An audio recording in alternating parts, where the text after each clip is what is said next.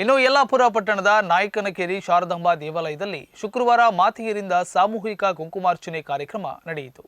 ಯಲ್ಲಾಪುರ ತಾಲೂಕಿನ ವಿವಿಧ ಭಾಗಗಳಿಂದ ಆಗಮಿಸಿದ್ದ ನೂರಾರು ಮಾತೆಯರು ಶಾರದಾ ದೇವಿಗೆ ಕುಂಕುಮಾರ್ಚನೆ ಮಾಡುವ ಕಾರ್ಯಕ್ರಮದಲ್ಲಿ ಪಾಲ್ಗೊಂಡಿದ್ದರು.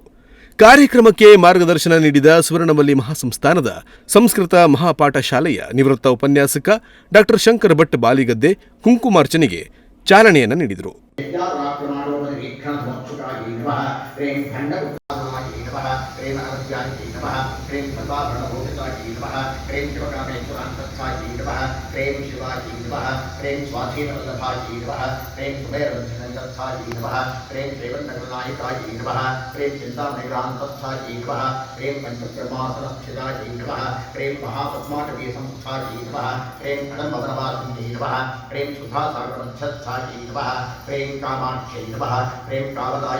ಬಳಿಕ ಮಾತನಾಡಿದ ಅವರು, ಶ್ರಾವಣ ಮಾಸದಲ್ಲಿ ಜಗನ್ಮಾತೆಯ ಆರಾಧನೆಯಿಂದ ಅನೇಕ ಶುಭ ಫಲಗಳು ಪ್ರಾಪ್ತವಾಗುತ್ತವೆ.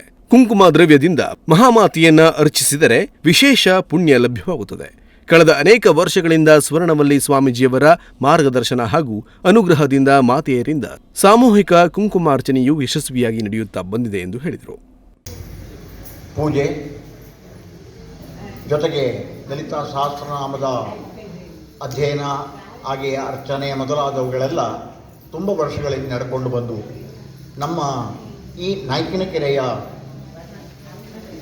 ಬಾಲಾ ತ್ರಿಪುರ ಸುಂದರಿ ಶಾರದಾಂಬೆ ಅಮ್ಮನವರ ಸನ್ನಿಧಿಯಲ್ಲಿಯೂ ಕೂಡ ನಾವು ಅನೇಕ ವರ್ಷದಿಂದ ಶ್ರಾವಣ ಮಾಸದ ಪ್ರಯುಕ್ತ ಪುನಃ ನವರಾತ್ರಿಯಲ್ಲಿ ಮಾಡುತ್ತೇವೆ.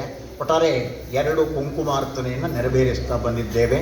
ಈ ವರ್ಷ ಶ್ರಾವಣ ಮಾಸದ 3ನೆಯ ಶುಕ್ರವಾರ ಇದು.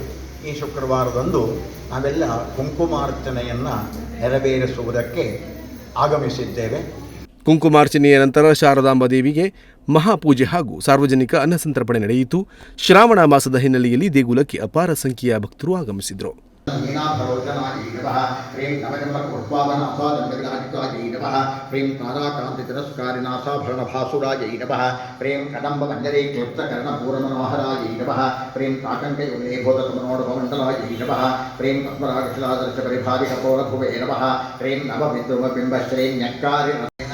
सकल सौभाग्य सिद्ध्यर्थम यथाशक्ति यथा ज्ञानम कुंकुमद्रव्येण श्री ललिता सहस्रनाम मंत्रैः अष्टोत्तरशतनाम मंत्रैश्च अर्चन पुरस्सर यावच्छक्ति पूजाराधनम.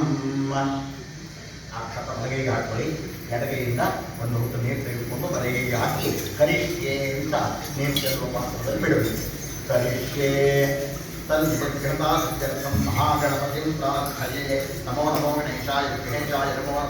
ದೇವಾಲಯದ ಅರ್ಚಕ ವಿದ್ವಾನ್ ಗೋಪಾಲಕೃಷ್ಣ ಭಟ್ ಕುಂಕಿಪಾಲ, ಮಾತ್ರ ಮಂಡಳಿಯ ಅಧ್ಯಕ್ಷೆ ರಮಾ ದೀಕ್ಷಿತ್, ದೇವಾಲಯದ ಆಡಳಿತ ಮಂಡಳಿಯ ಕಾರ್ಯಾಧ್ಯಕ್ಷ ಜಗದೀಶ್ ದೀಕ್ಷಿತ್, ಕಾರ್ಯದರ್ಶಿ ನರಸಿಂಹ ಗೆರೆಗದ್ದೆ, ಪ್ರಮುಖರಾದ SV Hegde, GN Bhat Tattigadde, NS Bhat, Vasudeva Hegde, ಮಾತ್ರ ಮಂಡಳಿಯ ಗಂಗಾ ಭಟ್, ಮಹಾದೇವಿ ಭಟ್ ಸೇರಿದಂತೆ ಮೊದಲಾದವರು ಉಪಸ್ಥಿತರಿದ್ದರು.